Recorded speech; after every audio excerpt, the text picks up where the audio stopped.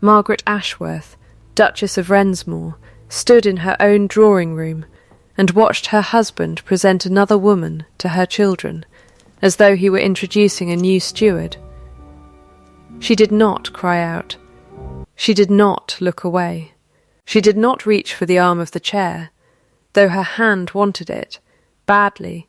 She closed her fingers instead around the small brass key that hung against her collarbone on its faded blue ribbon, the one that had been her mother's, and she held it the way another woman might have held a knife. Henry had gone very still beside her. Charlotte had not. By the end of that summer, the county would speak of Mrs. Vivienne Carrow only in the past tense, and of the Duchess of Rensmore as a woman who could not be moved, because she had already decided, long before that afternoon, exactly where she meant to stand.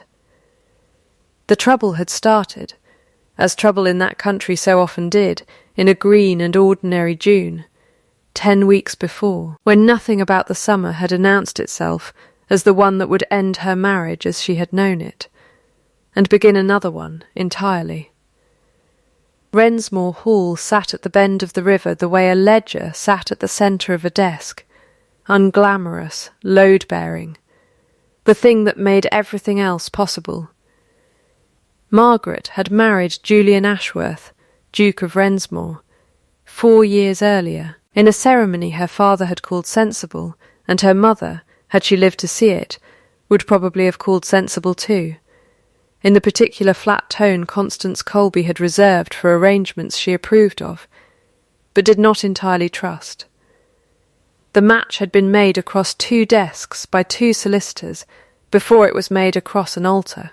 Margaret had brought £3,000 and a working knowledge of double-entry bookkeeping her mother had drilled into her since she was 9. Julian had brought a title, 4,000 acres, and a coldness that everyone assured her would thaw. It had thawed in places no one else could see. He noticed, eventually, that the home farm's rents had stopped arriving late. He noticed that the tenant cottages no longer flooded every February. He did not connect these facts to his wife, because he had been raised by a father who taught him that a duchess's competence was like good plumbing, essential, invisible, and not a subject for conversation at dinner. His coldness elsewhere had a shape Margaret had learned to read the way she read weather. He was correct with her.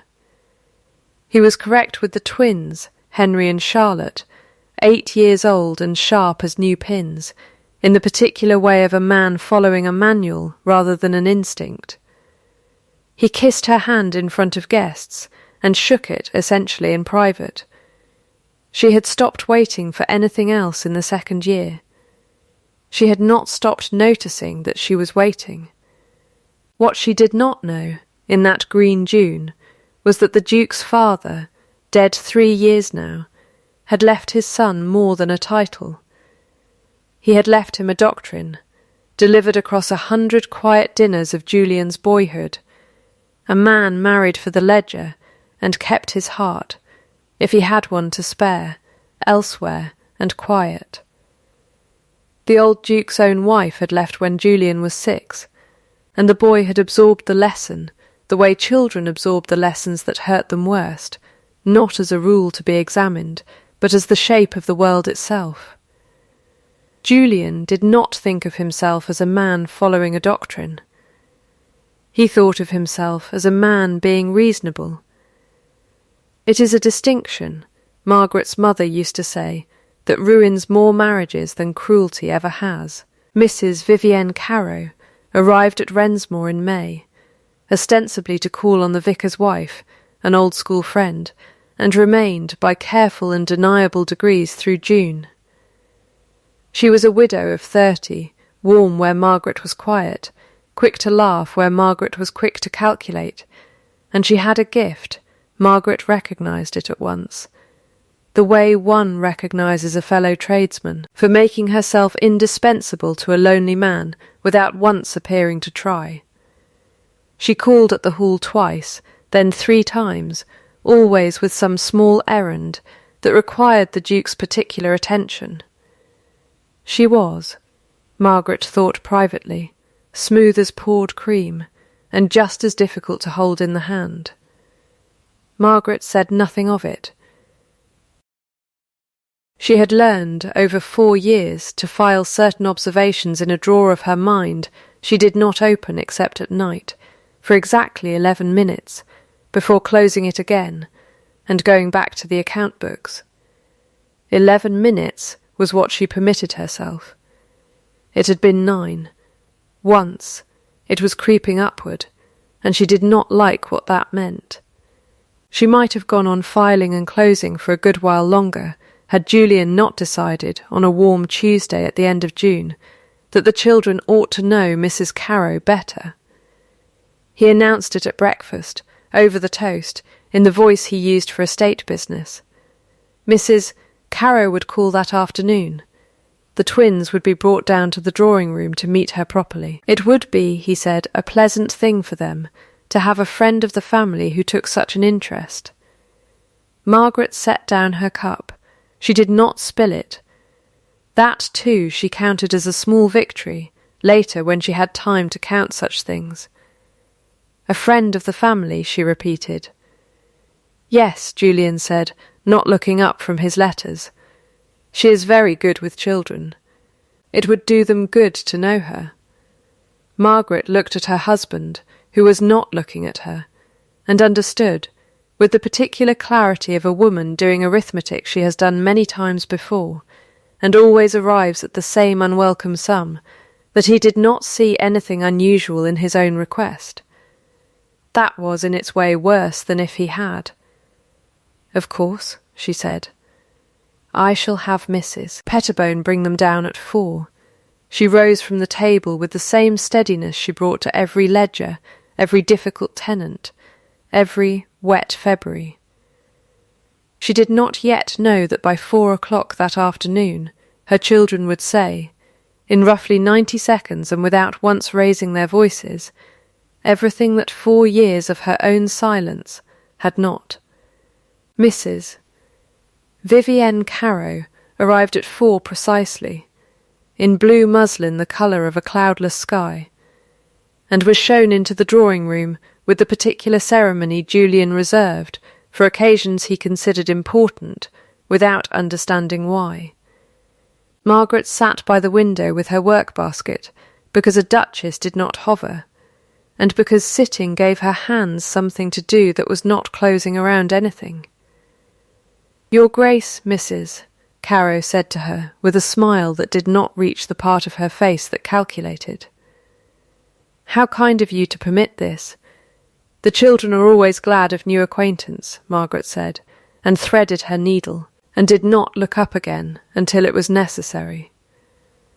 Henry and Charlotte were brought down by Mrs. Pettibone, the housekeeper, who deposited them just inside the door with the flat expression of a woman delivering a verdict she disagreed with, but had been overruled on. Charlotte's hair had come loose from its ribbon. Henry had a smear of ink on his thumb that no one had thought to scrub before company. They stood, side by side, and regarded Mrs. Carrow with the frank, assessing stare of children who have not yet learned that adults prefer to be looked at kindly. Children, Julian said, this is Mrs. Carrow. She is a particular friend of mine, and I hope you will be friends with her too. It was, Margaret thought afterward, the word particular that did it. Not friend. Particular friend.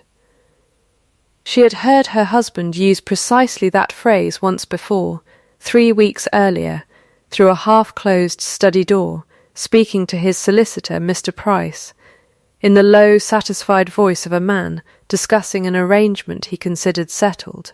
She is precisely what the dukedom required, he had said then, of her, of Margaret, not knowing she stood in the passage with a stack of linen in her arms.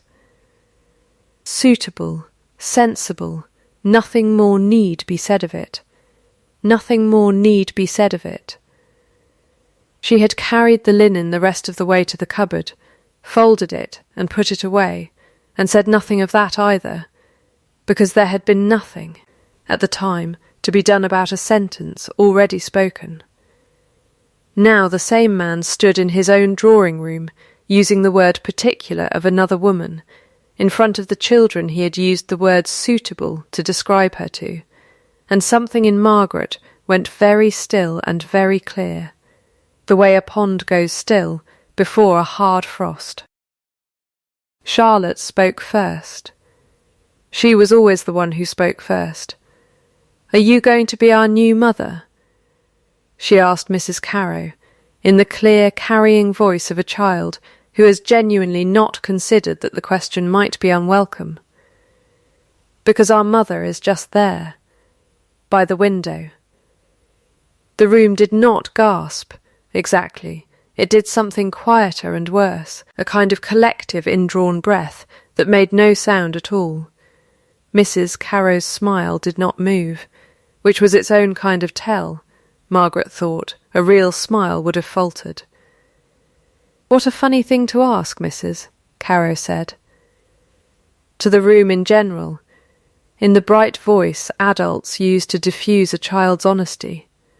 "Of course not, my dear." "Then why did Papa say you were particular?"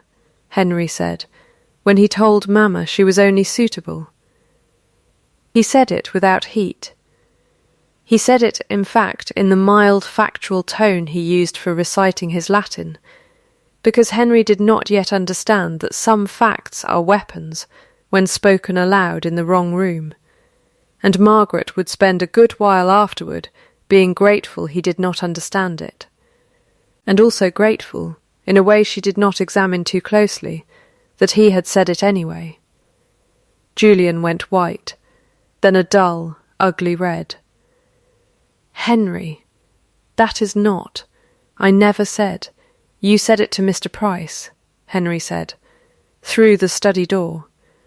"I heard you when I was fetching my hoop.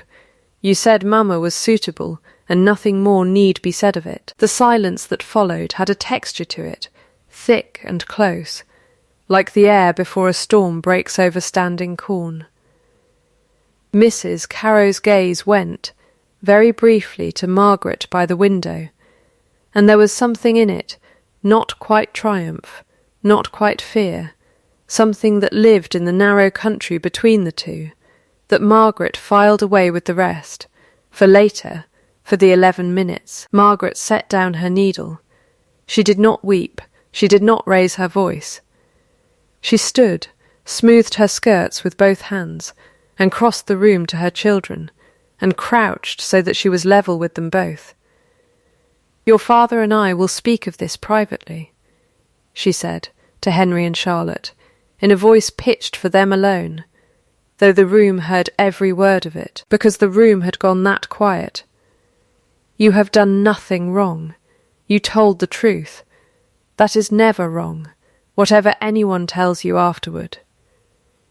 Then she rose, and turned to Mrs. Carrow and inclined her head with perfect, terrible courtesy. "You will forgive us. The children's supper is early on Tuesdays." And she walked out of her own drawing-room at an unhurried pace, her children's hands in hers, and did not look back to see her husband's face, because she did not, in that moment, need to. She gave herself, that night, her 11 minutes, sitting at her mother's old writing desk, with the brass key warm from her own skin still in her hand. She did not spend them weeping. She spent them making an inventory, the way her mother had taught her to make an inventory of anything that frightened her. What is actually mine? Not what has been given to me and might be taken back. What is mine? Her competence was hers. Her name on every rent book for 4 years was hers. Her mother's methods, her mother's maxims, the key itself and the desk it opened, those were hers, entire, and no man's doctrine could reach them. At the end of the 11 minutes she closed the drawer of her mind the way she always did, and opened, instead, the desk drawer that held the home farm accounts, because there was a drainage dispute at Fenwick Cross that wanted settling before Michaelmas, and she found, that night, that the settling of it steadied her hands considerably. In the morning she sent for Mrs. Pettibone. "I am not asking you to take sides," Margaret said, when the housekeeper had shut the door. "No, Your Grace," Mrs. Pettibone agreed, in the flat voice of a woman who had already taken one. "You're asking me to bring you the household books early, and to see that the children aren't brought down again without your say-so. I can do both without taking any side at all." She paused. "For what it's worth, Your Grace. That woman doesn't take her tea the same way twice.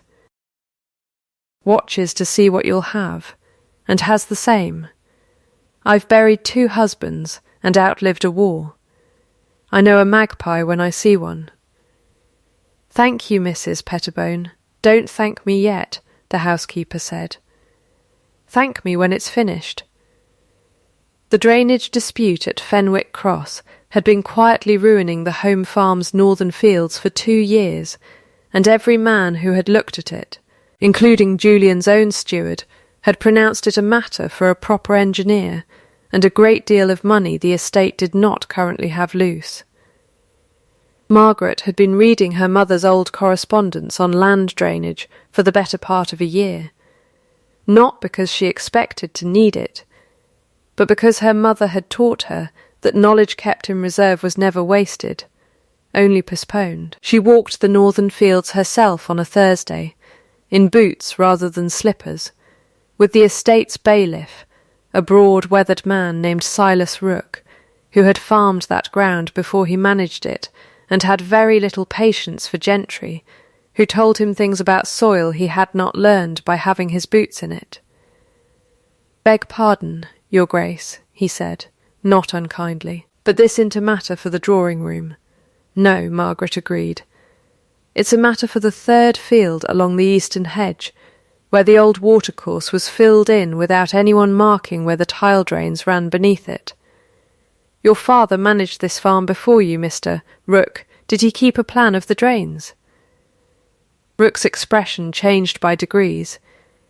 The way a man's expression changes when he realizes the conversation is not the one he braced for.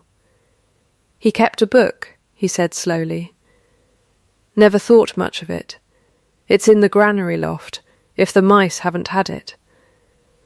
The book, retrieved and beaten free of dust, showed exactly what Margaret had suspected: a network of tile drains laid 40 years before, filled and forgotten when a previous steward diverted the watercourse for a mill race that had itself been abandoned within the decade. The fix was not a new engineer or a great outlay. It was 3 weeks of labour, 12 men, and £11 in materials, to clear and reconnect drains that already existed. She wrote it up herself, in her own hand, with the figures beside each line the way her mother had taught her, not a request, a plan, complete and costed and ready to be executed on a Monday. She gave it to Rook to take to the Duke, because she understood, without needing to be told twice, that a plan arriving through the bailiff would be read as sense, and the same plan arriving through the Duchess would be read, by a man raised on his father's doctrine, as intrusion. It worked. The northern fields drained by August.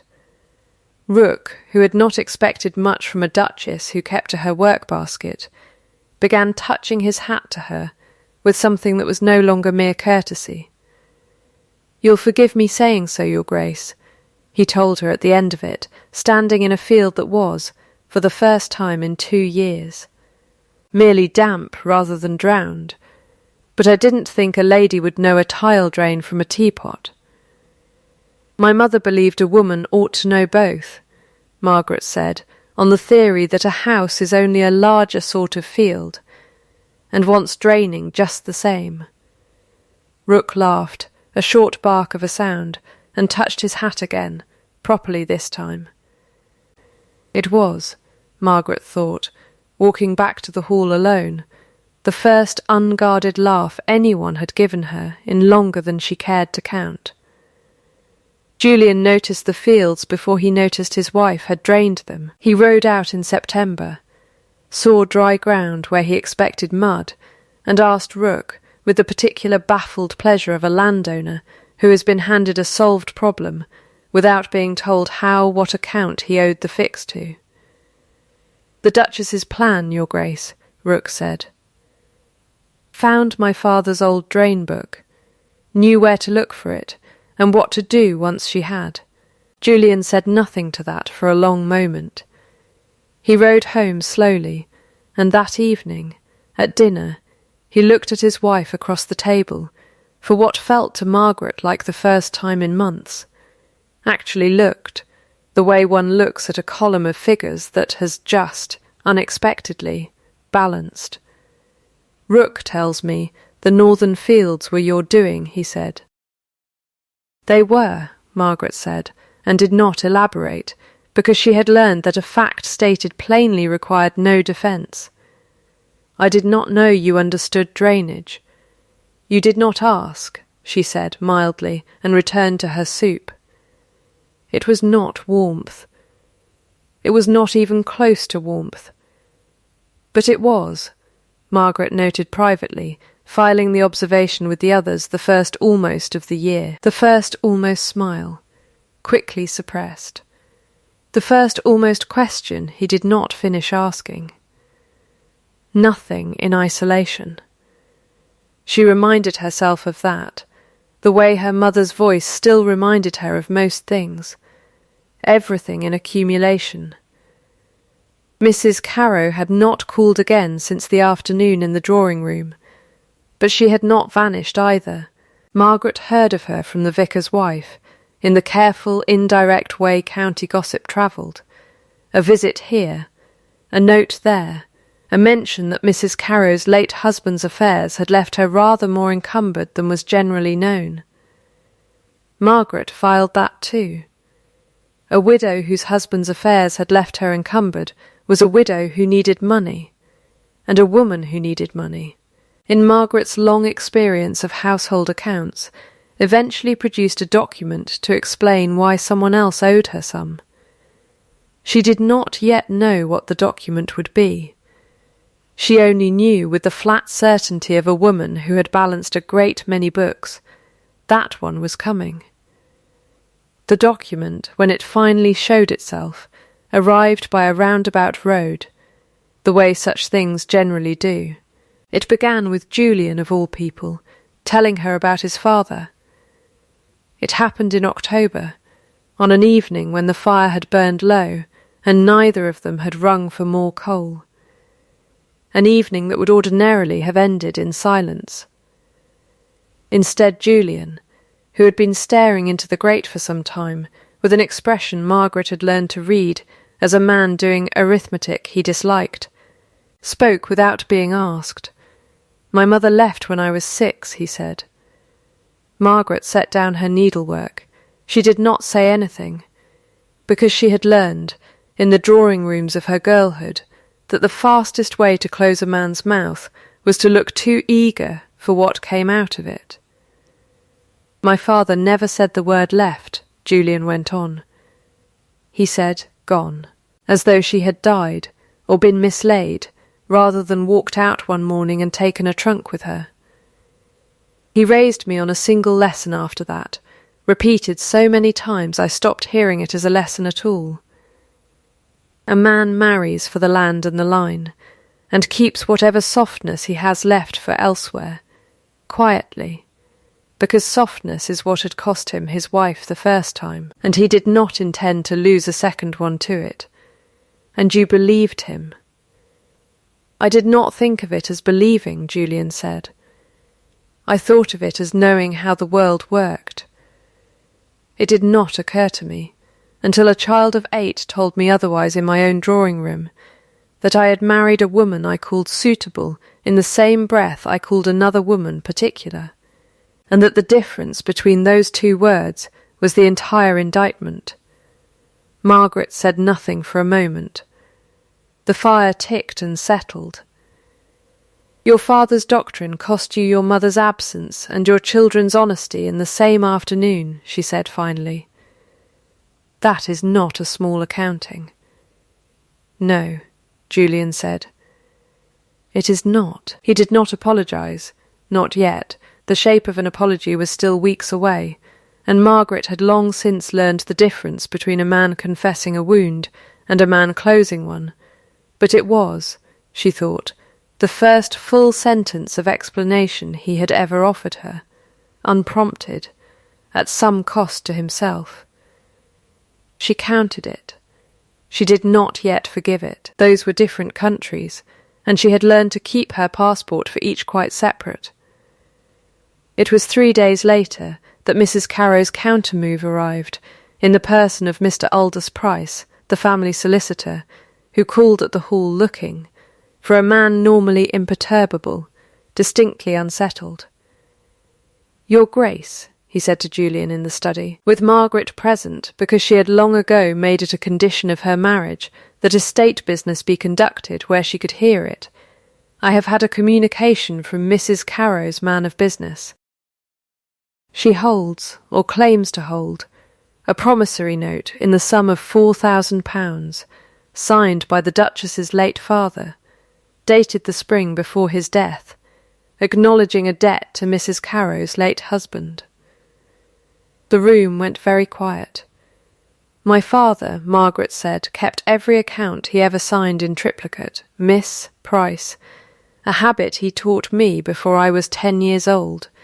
If such a debt existed, there will be a record of it in his own hand, in his own books, which are in my possession at this house, in the desk that was my mother's." "She proposes," Price went on, with the particular delicacy of a man delivering an ultimatum he personally found distasteful, "that the debt, with interest, now stands at considerably more than the original sum, and that she would be willing to discuss forgiving a portion of it, in exchange for, her words, your Grace, a settled and comfortable arrangement, and continued acquaintance with the children.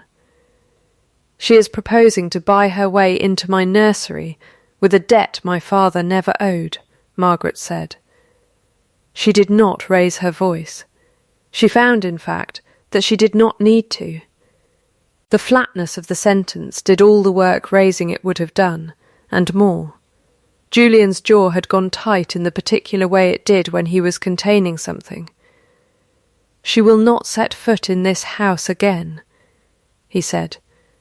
"She will set foot in it exactly once more," Margaret said, "and it will be at a time and before a company of my choosing, Mr. Price, and I will thank you to help me arrange it. A woman who forges a debt onto a dead man's name should be made to answer for it in front of people who knew him living." She rose, and went to the desk that had been her mother's, and took the small brass key from around her neck for the first time in 4 years, and fitted it to the lock. The desk held, as Margaret had always known it would, more than sentiment. Her mother had kept, alongside the household accounts, a strong box of her father's papers that had come to Margaret after his death, and had sat, mostly unexamined, beneath a false bottom Margaret had discovered by accident at 14, and never mentioned to a soul, because her mother had told her, more than once, that some drawers were for keeping and not for showing. It took her 3 evenings to go through everything properly, with Mr. Price present on the 3rd, at her invitation, because a woman assembling evidence alone was easily disbelieved, and a woman assembling it with her solicitor watching was not. What she found was this: her father's ledgers, kept in the meticulous triplicate he had trained into her, showed no record of any loan from Mr. Carrow, living or dead, in the year the forged note claimed, or in any year. What they showed instead, in her father's own economical hand, was a loan running the other direction entirely. £2,000 advanced by Josiah Colby to a Mr. Edwin Carrow in a season of bad harvests, a debt her father had, in the final year of his life, quietly forgiven in full. In a letter Margaret found folded inside the ledger itself, addressed to Mr. Price's own predecessor, instructing that the forgiveness be recorded and never mentioned to the Carrow family again. For a debt forgiven and then thrown back in a man's face as an accusation does more harm than the debt itself ever did. Your father forgave the Carrows £2,000, Price said, reading it over her shoulder, and Mrs. Carrow has returned the kindness by inventing a debt of £4,000 running the opposite way. She has returned it, Margaret said, by assuming that a dead man's papers stay quiet forever. She did not know my mother taught me to keep things in triplicate too. There remained the note itself, the physical document Mrs. Carrow's man of business had produced. And here Price's professional interest sharpened considerably. He examined the signature under a glass, held the paper to the window, and after a long moment set it down with the particular satisfaction of a man whose trade has just been vindicated. The signature is a fair copy, he said, taken, I would guess, from some genuine letter of your father's and traced. But the ink is wrong. Iron gall ink of the age this note claims would have browned at the edges by now, uniformly.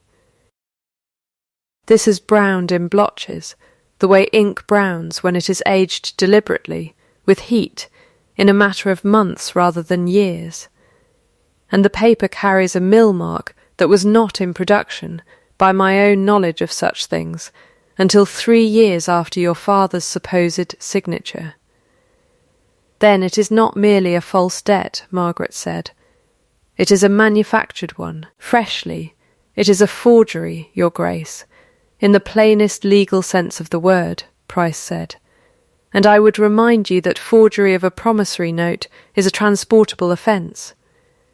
Margaret was quiet for a moment, turning the true letter, her father's forgiveness of an honest debt, the maxim about kindness thrown back as accusation, over in her hands. I do not want her transported, she said finally. I want her exposed, before the people she meant to impress with her comfortable arrangement, and I want it done in a way that leaves no doubt in this county, ever again, about what happened here.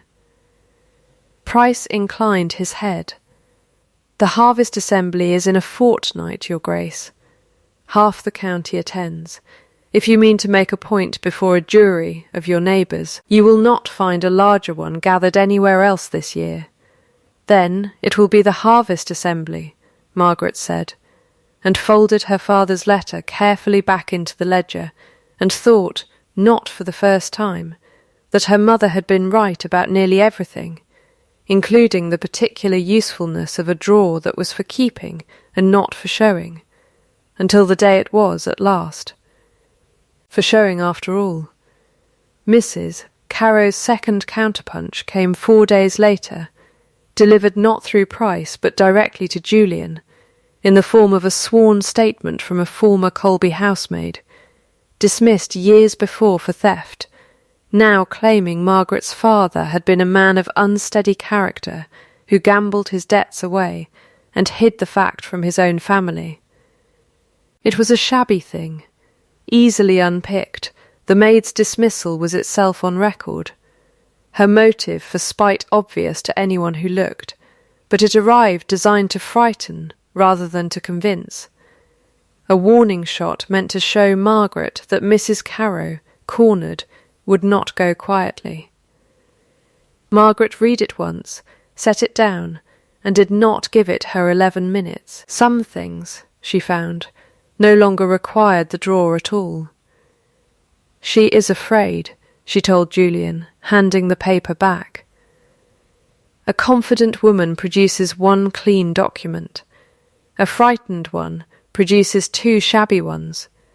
We will use both against her at the assembly, and let the county see the difference. The harvest assembly at Rensmore had been held on the home farm's threshing floor for longer than anyone living could remember.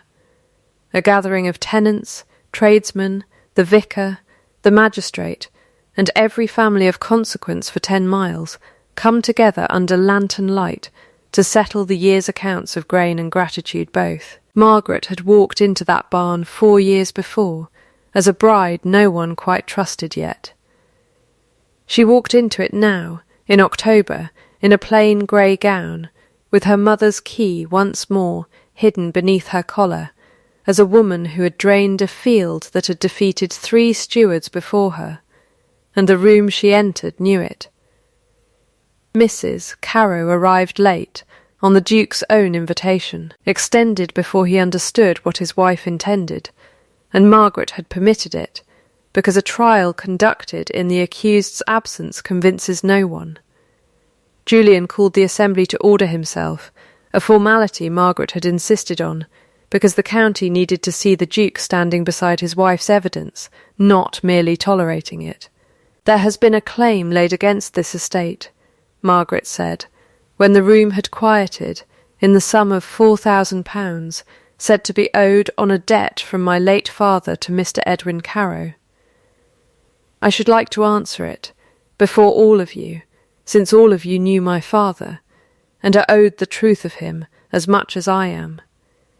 She laid the ledger open on the long table, the entry in her father's own economical hand plain under the lantern light, and beside it the letter of forgiveness, and beside that the forged note itself. "My father lent Mr. Carow £2,000 in a bad season," she said, "and forgave it entire, in writing, 3 years before his death, on the condition it never be spoken of, because he believed a kindness thrown back as an accusation does more harm than the debt itself. Mr. Price will confirm the ink and the paper of the note now presented tell a different story than the date it claims." Price stepped forward and said his piece plainly the way he had practised it, about iron gall ink and mill marks and the particular blotching of paper aged with deliberate heat, and the room's attention, Margaret felt rather than saw, began to turn, the way a tide turns, slowly, and then all at once. It was Silas Rook's own father, old Tobias Rook, 81 years old and nearly blind, who rose from his bench near the back without being asked, and said, in a voice cracked but entirely steady, that he had driven the cart himself, 40 years gone, the season Josiah Colby forgave Edwin Carrow's debt, and had heard the 2 men shake on it in this very barn, and had never told a soul, because he'd been asked not to, but reckoned a dead man's honour was worth more than a promise to keep quiet about it, now that the promise was being used against his daughter. Something went out of Mrs. Vivienne Carrow's face at that, some careful light behind her eyes that had been burning steadily since May, extinguished all at once by an old man's memory she had not accounted for. "I have nothing further to add," she said, in a voice that had lost entirely its cream. "I have one thing to add," Margaret said, and the room, which had been murmuring, went still again to hear it. "I could see you charged with forgery, Mrs. Carow, and by the law's letter I would be within my rights to do it. I do not intend to. I understand you are a widow with a boy to raise, and very little behind you, and I understand better than most in this room what it is to be a woman with no ledger of her own, and every reason to fear the future. I will not have you prosecuted. I will have you gone from this county within the month, with the £2,000 my father's kindness already gave your husband written off entire, and never mentioned again, and with £50 settled on your son's schooling, paid from my own dowry and not the estate's, because a child ought not starve for his mother's forgery. That is the whole of my mercy, and I will thank you not to mistake it for weakness." The barn did not applaud. It was not that sort of room. But Margaret felt, all around her, the particular weight of a county recalibrating itself, tenant by tenant, family by family, the way water finds its new level after a dam gives way. And she understood, standing there with her father's forgiven debt open on the table before her, that whatever else happened in her marriage from that night forward, she would never again be spoken of, in that barn or any other, as merely suitable. Julian did not speak during any of it. He watched his wife dismantle, plank by plank, a lie built to humiliate his children and unhouse his name, and he watched her spare, from a position of absolute power, the woman who had built it, and something in his own face, Margaret noted, went through several successive and entirely unguarded changes before settling, at last, into an expression she had not seen aimed at her before. It was not quite shame. It was closer to the particular stillness of a man realizing, all at once, the size of the thing he had nearly lost. The full accounting came 2 nights later, in the study, with the door shut and no solicitor present, because some conversations, Margaret had learned, were owed privacy even when everything preceding them had been owed the opposite. "I want to explain," Julian said. "And I understand that an explanation is not the same thing as an apology, and that you will require both, because you have never once. In 4 years, let me get away with confusing the two." Margaret sat and folded her hands and waited.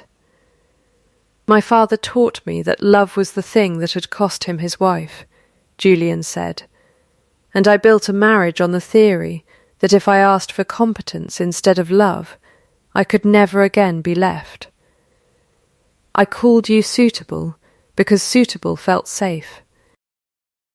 It did not occur to me, it took our own children saying it aloud, in front of a stranger, before it occurred to me, that I had built you a cage out of the very same fear that built my father his solitude. I let Mrs. Carrow into this house, because she asked nothing of me that felt dangerous. You have always asked everything of me that felt dangerous, because you asked to be seen. And I did not know how to be seen without believing I would eventually be left for it. That is the explanation," Margaret said. "I have heard it, and I believe it, because it costs you something to say plainly, and a man does not usually invent a story that makes him look afraid rather than merely careless. I am still waiting for the apology." Julian was quiet a moment. "I am sorry," he said, "for calling you suitable in a doorway where our son could hear it, and for believing, even for an afternoon, that bringing another woman to meet my children was anything other than a wound dressed up as kindness. I am sorry it took a forged note and a barn full of my neighbours to make me see what should have been visible across a breakfast table for 4 years." "All right," Margaret said. "All right," Julian repeated, and something in his shoulders came down 1/2 an inch, the way a man's shoulders come down when a debt has finally, actually, been paid. "I have conditions," Margaret said, "and I will say them once, plainly, because I do not intend to negotiate them twice. The home farm's accounts remain mine, in my hand, under my name. As they have been these 2 years, whatever any future steward believes proper. My mother's methods will be taught to Charlotte as well as Henry, because a duchess who cannot read a ledger is a duchess at the mercy of whoever can. I will not mediate between you and your fear of being left, that labour is yours to do, and I will watch you do it, but I will not do it for you a second time, and you will never again use the word suitable of me, in a doorway or anywhere else, unless you mean it the way a farmer means it of good ground, as the highest word he has." "Agreed," Julian said. "All of it." "Then we are agreed," Margaret said. "We are agreed," he said, and the two of them sat for a moment in the particular silence of people who have just signed something neither could yet feel the full weight of. There was, in the days that followed, one further scene Margaret had not asked for, and had not expected Julian, of his own will, gathered Henry and Charlotte in the nursery, and told them, plainly, that he had been wrong to bring Mrs. Carrow to meet them, wrong to speak of their mother in the word he had used, and that he was sorry, properly sorry, in the way a father is sorry to children old enough to remember being lied to. Charlotte accepted it with the swift, uncomplicated grace of an 8-year-old. Henry considered it for a long moment, in the manner of a boy weighing a sum, and said only, "You should tell Mama that too." Out loud. Not just to us. Julian had already told her, but he told her again that evening anyway, out loud, because his son had asked it of him, and Margaret found that this, more than the barn, more than the study, was the moment she began, cautiously, to believe him. Proof. Margaret had told her mother's ghost more than once, in the quiet of that writing desk, was not a thing a man said. It was a thing a man did, on ordinary days, when no one was watching to give him credit for it. The proof came in small units, the way her mother had always promised it would. It came in November, when Julian moved his chair at dinner from the head of the table to the place beside her, without comment, and simply left it there afterward, so that every evening from then on they sat shoulder to shoulder over the soup, rather than shouting pleasantries down a length of mahogany. It came in the account books, which he began, unprompted, to read alongside her on Sunday evenings, not to check her figures, he was careful to say, but because he found he wanted to understand what she understood, and did not want to be handed only the tidy summary of it any longer. It came in a small, specific gesture that Mrs. Pettibone reported to the kitchen with some satisfaction the Duke had taken, of late, to pouring the Duchess's tea before his own, unasked, and getting the amount of milk exactly right on the first attempt, which Mrs. Pettibone considered, after 30 years in service, a more reliable indicator of a man's feelings than any speech he might give. Nothing in isolation, Margaret reminded herself, each time filing it. Everything in accumulation. There was one relapse, in December, and she had expected one, because her mother had taught her that real change survived being tested, and false change did not. Julian, faced with a tenant dispute over a boundary hedge, settled it himself in a single afternoon, the old way, without consulting her, the way his father would have, the way he had done for the 4 years before the harvest assembly, without a second thought. Margaret said nothing at dinner. She waited until the twins were abed, and then she told him, plainly, without heat, "You settled the marsh boundary alone today. I would have liked to see the survey first. Not because I doubt your judgment, because that is precisely the sort of decision I asked to be part of, and you made it the old way, out of habit rather than malice, which is worse in a way, because habit is harder to catch yourself at." Julian was quiet a long moment. "You are right," he said. "I did not think of it as excluding you. I thought of it as being efficient. That is, I expect, exactly the excuse my father would have used." "It is," Margaret said. "I will show you the survey tomorrow," he said, "and if it wants correcting, we will correct it together, and I will try to notice, the next time, before I have already done the thing rather than after." He did notice the next time a dispute over a mill lease in January, and brought her the papers before he had so much as drafted a reply, and stood in the doorway of her study while she read them, not hovering exactly, but present, in the particular way of a man who has decided that being present is itself the labour, and not merely a courtesy extended toward it. It was on a night in February, with snow against the windows and the fire built up high, that Julian said the thing Margaret had, in her private accounting, stopped expecting to hear stated outright.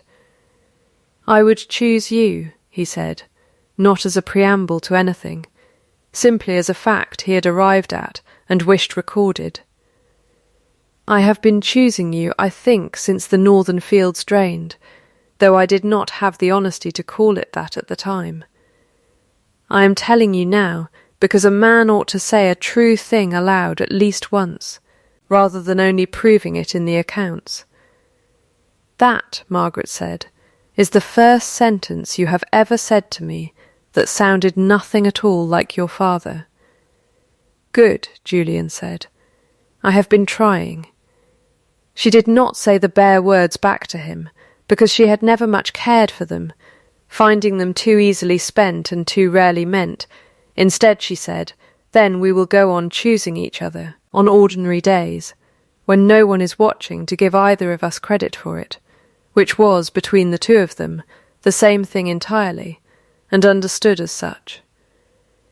2 years later, on a warm evening in July, the Duchess of Rensmore stood at the window of the same drawing-room where a mistress had once been presented to her children as a family friend, and watched Henry and Charlotte.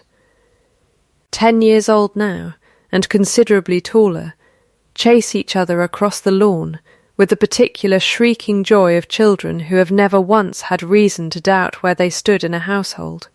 Mrs. Vivienne Carew had settled, the county understood, in a market town 40 miles distant, keeping a small millinery shop with the £50 set aside for her son's schooling put to exactly that use.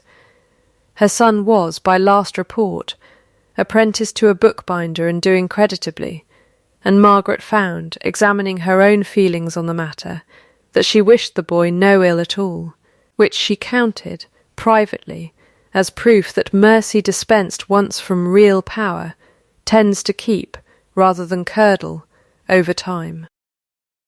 Old Tobias Rooke had died that winter, at 83, and had been buried, at Margaret's particular request and expense, beside his own long-dead wife, rather than in the pauper's corner his family had modestly proposed, because a man who kept another man's secret honour for 40 years, she said, was owed a stone that would last as long. Silas Rooke managed the whole estate now, in name as well as fact, and the home farm's tile drains, relaid and extended, had not flooded a single field in 2 winters running. The account books bore 2 hands now, Margaret's and Julian's, side by side down every column, and a third, smaller hand had begun appearing in the margins that spring. Charlotte's, copying figures in careful practice strokes, because her mother had made good, precisely on the condition that a duchess's methods passed to daughters as readily as sons. Margaret had begun, the previous autumn, a school at Fenwick Cross for the tenants' children, boys and girls together, taught their letters and their sums both, funded from the estate's own accounts and posted. On a board nailed to the schoolhouse door for any tenant to read, with the wages every labourer on the estate was guaranteed, in writing, regardless of the harvest, a practice unheard of in that county before her, and copied, within 2 years, by 3 neighbouring estates whose owners had watched Rensmore's tenants grow steadily less inclined to leave it. The small brass key no longer hung hidden beneath her collar. It hung now on a hook beside the door of the estate's document room, in plain sight, available to any tenant, any steward, any child of the house who needed to open that drawer and see for themselves what was owed and what was owned. Because a key that had once been a private shield had become, by slow and deliberate degrees, a public door, and Margaret had decided, somewhere in the 2nd year, that this was precisely what her mother would have wanted done with it. Julian found her at the window that July evening, and stood beside her rather than behind her, watching the children on the lawn. "You are not what I bargained for," he said, and there was, in the particular careful lightness of his voice, an old wound being turned over deliberately, on purpose, the way a man turns a scar toward the light to show it has closed. I believe I said that once, of a woman I called suitable, in a doorway I am not proud of. "I remember," Margaret said, "You are not what I bargained for," he said again, and this time there was no old cruelty left in it at all, only the plain new meaning he had built to replace it, brick by brick, over 2 years of ordinary days. "You are what I would beg for, if it came to that." "I am glad it never had to." Margaret said nothing to that for a moment, only watched her children in the last of the light, and felt the house around her, at last. Entirely without the held breath it had carried the whole first year of her marriage. A house that exhaled now, the way a body exhales when a long carried weight has finally, genuinely, been set down. She had stopped asking to be seen. She had made herself impossible to unsee, not through anger and not through tears, but through the plain accumulating evidence of a life competently and honestly built. She had not needed her husband's love to become undeniable. She had needed only her own ledgers, her own patience, and the willingness to let the truth stand in a room long enough for everyone in it to recalculate. Love, when it finally came as a verdict rendered after the evidence, not a rescue offered before it. And that was the only kind, she had come to believe, that ever actually lasted. She had been called suitable once, and had made of that word an entire county's education in what the word was worth. And that, unlike a title, or a debt, or a mistress's borrowed warmth, was not a thing that could ever be taken from her again.